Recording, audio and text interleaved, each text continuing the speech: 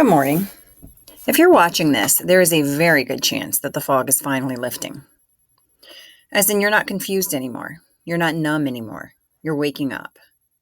And now, that tiny flicker inside of you, that flicker is turning into a fire.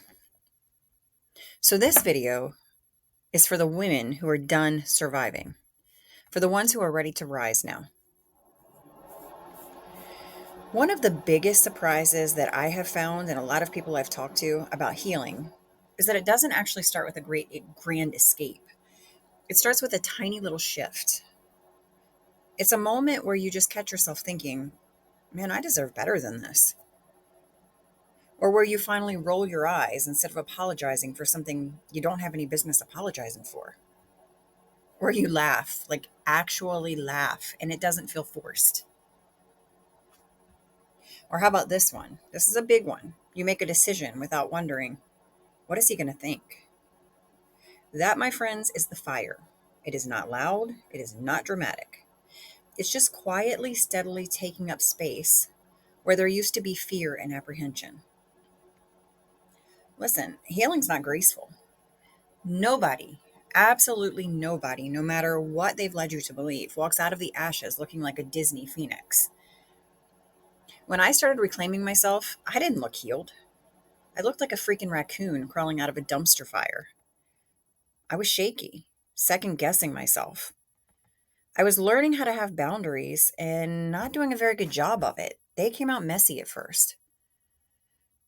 I mean, like I would say, I really don't want to do that. And then 5 minutes later, I'd be like, unless you want me to. I mean, I don't know.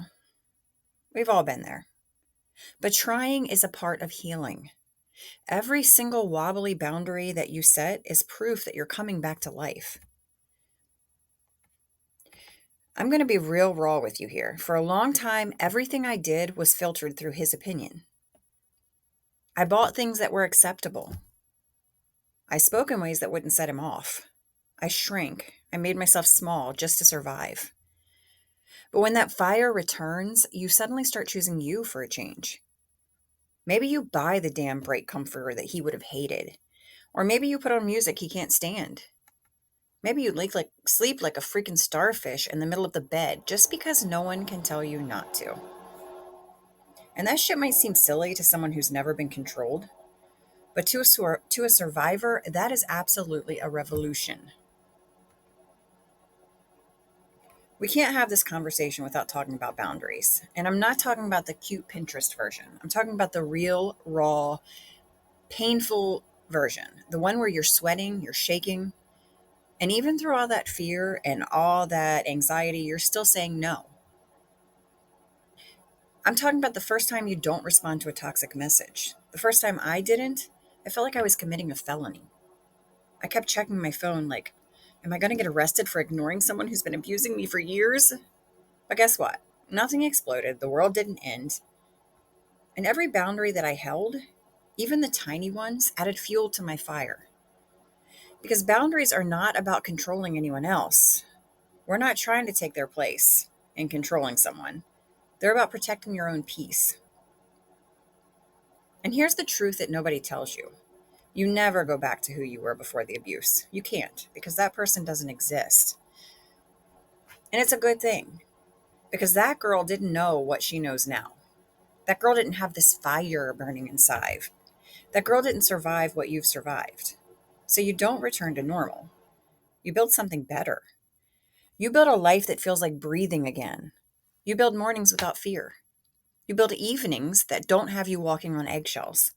And days where joy is not a stranger in your own house. That, my friend, is the fire. That's the part of you that refuses to shrink ever again.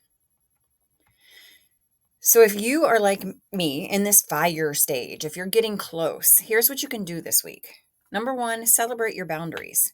Even if they're shaky as hell, even if your voice is trembling, celebrate that shit.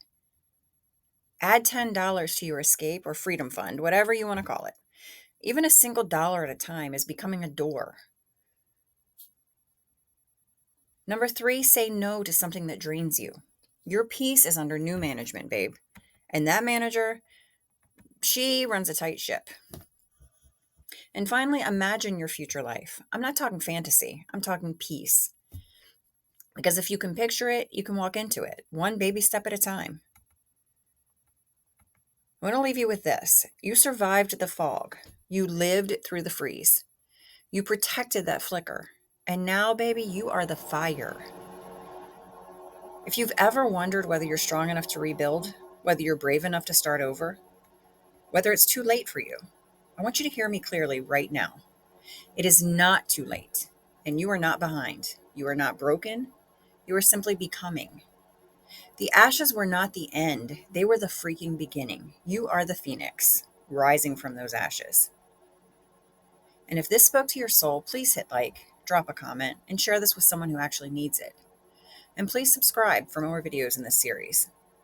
And if you're ready for support, resources, or step-by-step help leaving and rebuilding, check the description, because you don't have to do this alone. You are rising, and the world needs your light. We all do.